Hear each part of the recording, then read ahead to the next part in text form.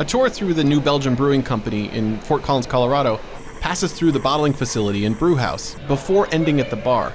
New Belgium is one of the largest craft breweries in the country, distributing beer to all 50 states. To make the sour beer, when you buy its best-known brand, Fat Tire Belgian-style ale, that B on the label doesn't stand for beer, it stands for B-Corp, a designation given to businesses dedicated to more than profit. I think when you get together with people, you realize you have a lot of the same values. Katie Wallace is New Belgium's Assistant Director of Sustainability.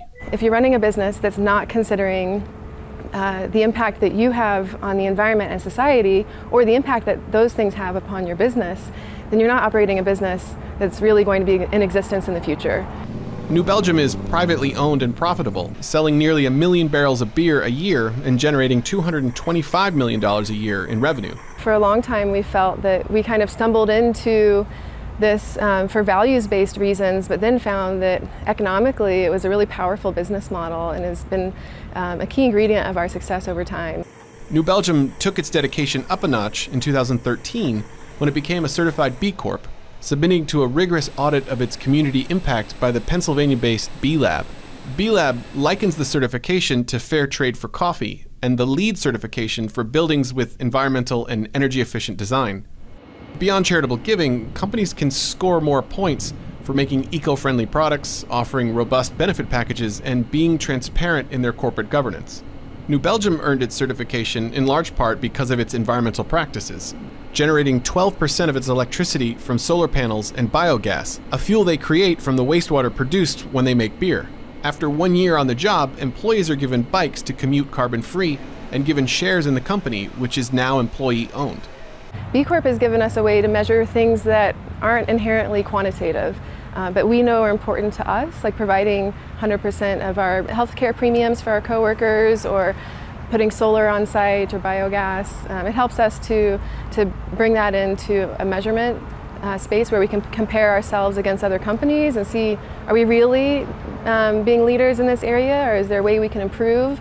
Believing business can function as a force for good, B-Lab has certified 2,200 companies worldwide since 2007, subjecting mostly small and medium-sized, privately held companies to a 200-point assessment. The list includes ice cream makers Ben & Jerry's, eyewear manufacturer Warby Parker, and outdoor clothing giant Patagonia. There are 99 B Corps in Colorado. That includes businesses that don't manufacture anything, like Denver law firm Moy White. Attorney Dominic Seekich oversaw its B Corp application. There are a lot of opportunities that, say, manufacturers have that as a service organization we don't have. We can't really point to a supply chain that we've improved because our supply chain is fairly short and concrete. Moy White achieved B Corp certification after it improved a number of employee benefits, expanding paid parental and family leave, increasing flex time, and starting an employee community service group that volunteers with organizations like Habitat for Humanity. Seekich says each time an employee takes advantage of their 3-month paid family leave benefit, it can cost the firm between $20,000 and $50,000. But the firm believes it's worth it. We've had some clients approach us asking us how we've committed to the environment, how we've committed to our communities, and we're able to point to our certification as a B Corporation as part of that effort. When Moy White was working toward its B Corp certification, it turned to B-Lab's Kim Kupanis for assistance. If you look at society in general and all of the good things that capitalism has brought to civilization and humanity over the last 100+ years, there's been an equal number of really negative things. Massive income divides, biotoxicity, greenhouse gases, you name your kind of social or environmental ill. Capitalism has kind of created that. Before joining B-Lab, Kupanis ran an outdoor clothing company for 16 years.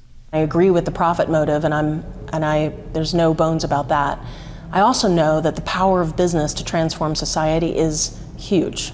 And we are going into this new century facing some pretty challenging problems that haven't been solved by the nonprofit sector nor the government sector.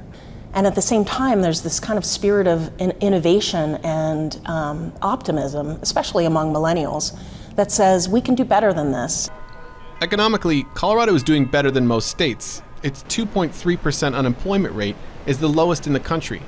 The Denver skyline is filled with cranes constructing new apartment buildings for some of the 60,000 people who move to the state every year.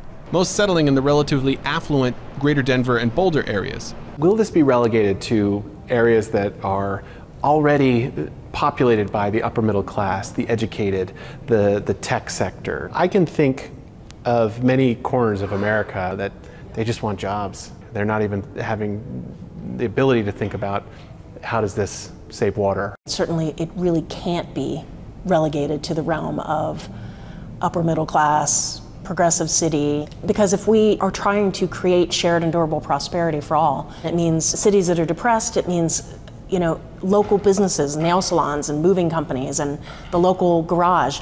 The B-Corp movement is not without its skeptics. It's a Band-Aid on a cancerous patient.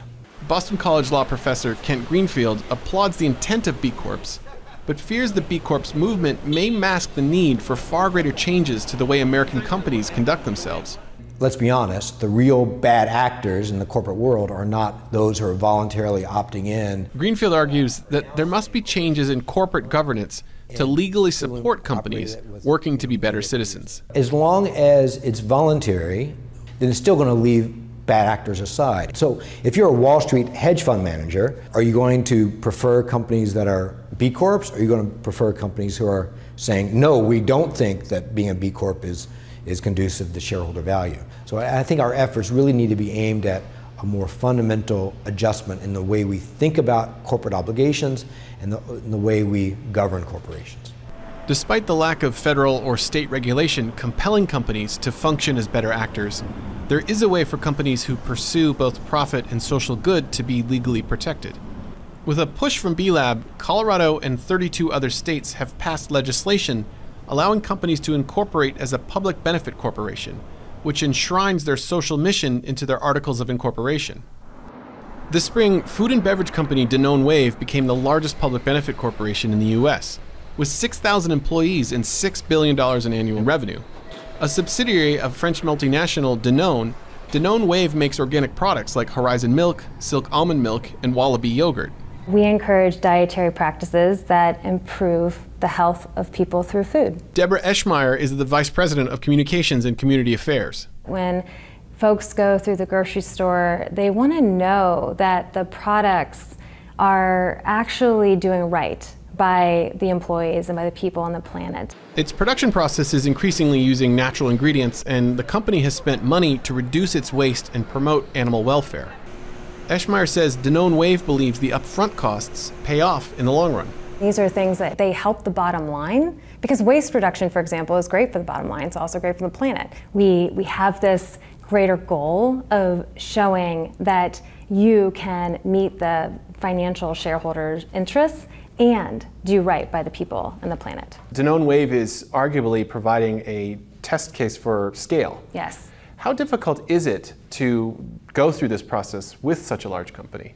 Yeah, I mean, we're definitely proving the case. We want to make sure that large companies can do this, and we can do this at scale. I mean, Danone Wave is now one of the top 15 food and beverage companies in the United States. And so when we do this, it's a challenge to other companies to step up as well. 6 more states are now considering benefit corporation legislation. B-Lab says it will certify its 100th Colorado company as a B Corp next week.